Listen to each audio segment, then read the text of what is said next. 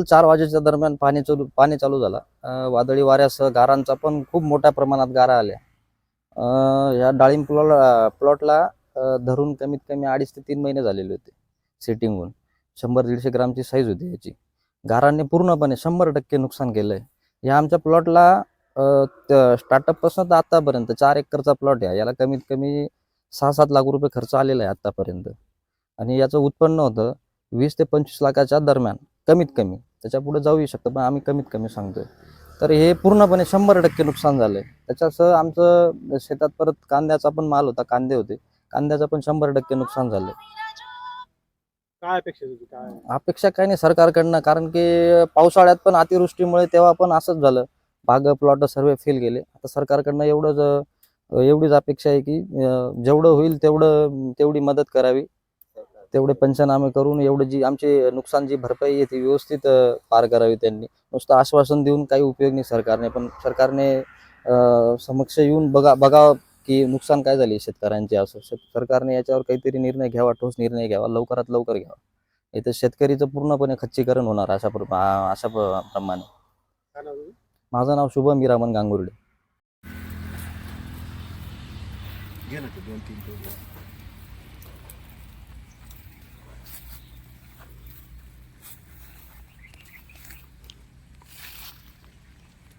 अशी तू मारा एक ठिकाणी मारा ना. हा थांब इथे अशी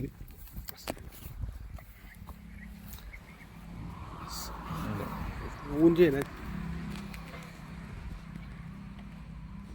फुटलेलं दाखव ना. फुटलेला पुढं का दादा काय सांगताल काय झालं काल आणि काय काल दिवसभर वातावरण या ठिकाणी पावसाचं झालं होतं, परंतु हवामान खात्याने सांगितलेलं होतं. परंतु अचानक जर बघितलं तर बागलाण तालुक्यामध्ये मोसम असेल, आरमखोऱ्यामध्ये असेल, 5:30 पावणे 6च्या दरम्यान अतिशय मोठ्या प्रमाणावर गारपीट झाली. पण गारपीट जर बघितली तर 1-2 तास सारखी गारपीट चालली. त्यानंतर वादळी वारा आणि पाऊस इतका भयानक होता तर सटाणा, नामपूर या शहरामध्ये वाहनं जर रस्त्यावर 5-5, 4-4, 3-3 फुटापर्यंत पाणी वाहत होतं. आणि त्या ठिकाणी जर आम्ही शेतकऱ्यांचं बघितलं तर आज आमचा कांदा 5-6 दिवसात निघणार होता. सर्व कांदा आता अंतिम टप्प्यात आलेला होता. जर कांदा असेल, डाळिंब असेल, सर्व पिकांचं, कारण आमचा हा बागायत बाग आहे. आणि या ठिकाणी सर्व शेतकऱ्यांचा तुम्ही बघितलं तर आमच्याकडे कोणतेही प्रकार बाजार भाव नव्हते, परंतु तरी शेतकऱ्यांनी पैसे उसनवार करून, सावकारी कर्ज काढून या ठिकाणी कांदा तयार केलेला होता. आणि आज कांदा काढण्याची वेळ आणि निसर्गाचा कोप त्या ठिकाणी निर्माण झाला आणि पूर्ण कांदा या ठिकाणी पूर्ण सडला आणि पूर्ण आता शेतामध्ये पाणी निघत नव्हतं, एवढं पाणी होत असतं. आता जर बघितलं तर सर्व कांद्यांना आता या ठिकाणी रोटावेटर मारावं लागेल आणि पूर्ण कुटुंब चालवायचं कसं अशी मोठी परिस्थिती आज शेतकऱ्यांसमोर निर्माण झालेली आहे. म्हणून शासनाला एवढीच विनंती आहे की शासनाने या ठिकाणी गांभीर्याने दखल घेतली पाहिजे आणि शेतकऱ्यांचा जोही खर्च असेल तेवढाही आम्हाला मिळाला तरी आम्हाला थोडंसं शासनाचा हातभार लागेल. म्हणून मी शासनाला एवढी कळकळीची विनंती करतो की याची गंभीर दखल घेतली पाहिजे. काय नाव तुझं? शैलेश वाघ, सटाणा. काल परवा शेतकऱ्याच्या डोळ्यात पाणी आहे. आपल्या पोटसारख्या मुलासारखा सांभाळलेल्या कांद्याची मात्र दुर्दैव अवस्था झाली आहे. बागलाण तालुक्यामधील आजमेर समजाने गावातील शेतकरी अतिशय प्रचंड असं शेतीचं नुकसान झालेलं आहे आणि या नुकसानाकडे बघितल्यानंतर मात्र शेतकरी आता पूर्ण हवालदिल झालेला आहे. अगदी 2 ते 4 दिवसांमध्ये काढणीला आलेला हा कांदा बघून मात्र शेतकऱ्याच्या डोळ्यातलं पाणी आता थांबत नाहीये. अर्थकारण बिघडलंय, कारण माझा शेतकरी बळीराजा मात्र आता कुठेतरी खूप मोठ्या संकटात पोहोचलाय. एकीकडे आसमानी संकट, एकीकडे सुलतानी संकट, एकीकडे युद्धाचा बडगा, अशातच मात्र शेतकरी इथे पूर्णपणे खचलाय. मायबाप सरकारला एवढी जी विनंती असेल की या शेतकऱ्याच्या पाठीमागे खंबीर उभं राहा आणि या शेतकऱ्याला योग्य तो न्याय मिळवून द्या. एकीकडे भारतीय अर्थव्यवस्था शेतीवर अवलंबून असते, परंतु मात्र इथे शेतीचेच नुकसान झाल्यामुळे आता शेतकरी इथे हवालदिल झालेला आहे. त्याच्या डोळ्यातलं पाणी थांबेन असं झालंय. पिकाचे मात्र इथे दुर्दैवी असे हाल आपल्याला दिसत आहेत. 100% कांद्याचं नुकसान झालंय. आपल्यासोबत बागलाण तालुक्यातील शेतकरी, आपण त्यांना त्यांच्या व्यथा विचारणार आहोत. दादा काय सांगाल या सगळ्या काय नाही, काल 5 वाजेपर्यंत एकदम हसत खेळत आम्ही कांद्यांना पाणी वगैरे देत होतो. पुढच्या हप्त्यात कांदा काढायचं होतं, आमचं मजूर पण ठरलेलं होतं, सगळं होत याचं नव्हतं होऊन गेलं, काही शिल्लक राहिलेलं नाही. काय भावना आहेत तुमच्या शेतकरी भावना म्हणून? काय आता हे मागच्या वर्षी पण असं झालं. मागच्या वर्षी जरी गार होते पण बाजारभाव कुठलाच भेटला नाही. कांदा सगळं खराब होऊन गेलं चाळीत. या वर्षी तरी काहीतरी 2 पैसे भेटतील अशी अपेक्षा होती, पण काल 5 वाजल्यानंतर कुठलीच अपेक्षा राहिली नाही. आता सरकार काय लक्ष देईल तेवढं देईल. ज्या प्रकारचं नुकसान बागलाण तालुक्यामध्ये घडलंय, इथे शेतकरी आता हवालदिल झालाय आणि कुठेतरी शासनाकडे नुकसान भरपाईची देखील मागणी होत आहे. आपण बघतोय की कशा पद्धतीने भुईसपाट झालेला आहे. हे शेतकऱ्याचं पीक आहे. गेल्या 4 महिन्यांपासून मोठ्या मेहनतीने हे पीक त्यांनी शेतात रुजवलं होतं, त्याला पाणी भरलं होतं आणि आता इथे मात्र शेतकऱ्यांच्या डोळ्यात अश्रू आहेत. आपल्यासोबत शेतकरी आपण त्यांना विचारू. ताई, काय सांगाल या पिकाकडे बघून? काय तुमच्या काय भावना त्या आहेत? पिकाकडे आणि शेतीकडे बघू वाटत नाही अशी परिस्थिती झाली. गार म्हणजे खूपच गार होती, काही सांगता सोय नाही. इथली गारा होत्या. पाऊस आणि गारा आणि वारं पण भरपूर होतं. त्याच्यामुळे आता हे काय कसं करावं आणि काय ठेवावं. 12 महिन्याचं पीक म्हणजे आमचं हे दंडी पीक राहतं. त्याच्यामुळे आता काय करावं हे काही सुचत नाही. सर्वसाधारण किती खर्च झाला होता या सर्व पीक लावण्यासाठी? कांदा असेल, सगळं म्हणजे जवळजवळ 3-1 लाख रुपये खर्च होऊन जातो सगळ्या मळ्याला.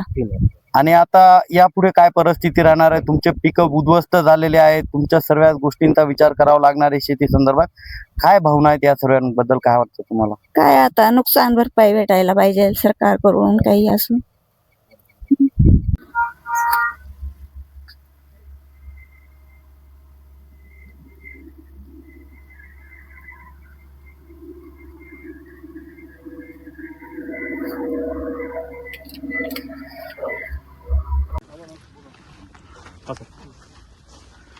काल आपल्या सटाणा बागलाण तालुक्याच्या भाक्षी आणि पंचकृषीमध्ये आणि अनेक गावांमध्ये मोठ्या प्रमाणात गारपीट, अतिवृष्टी, वादळी वारा यामुळे शेतकऱ्यांचं मोठ्या प्रमाणात नुकसान झालेलं आहे. आज जर आपण बघितलं तर मोठ्या प्रमाणात कांदा असेल, डाळिंब असेल, द्राक्ष असेल या पिकांचं नुकसान त्या ठिकाणी झालेलं आहे. पंचनामे करण्याची सूचना केलेली आहे आणि सर्व अधिकारी या क्षणाला फील्डवर आहेत. मला वाटतं की अशा प्राप्त परिस्थितीमध्ये हा संपूर्ण अहवाल माननीय मुख्यमंत्री महोदयांच्या, माननीय उपमुख्यमंत्री महोदयांकडे आम्ही सुपूर्द करू आणि लवकरात लवकर या नुकसानग्रस्त शेतकऱ्यांना त्या ठिकाणी मदत मिळाली पाहिजे अशा प्रकारची मागणी उद्याच कॅबिनेटमध्ये त्या ठिकाणी केली जाईल. काही शेतकरी बांधवांनी चांगल्या सूचना पण त्या ठिकाणी केलेल्या आहेत.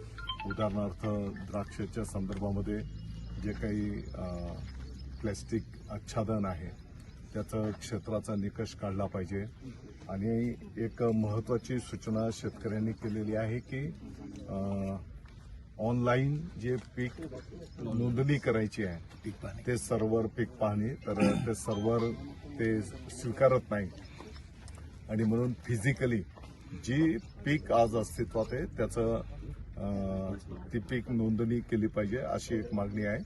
निश्चितपणे उद्याच्या कॅबिनेटमध्ये माननीय मुख्यमंत्री महोदय, उपमुख्यमंत्री महोदयांच्या समोर या सर्व सूचना ठेवल्या जातील.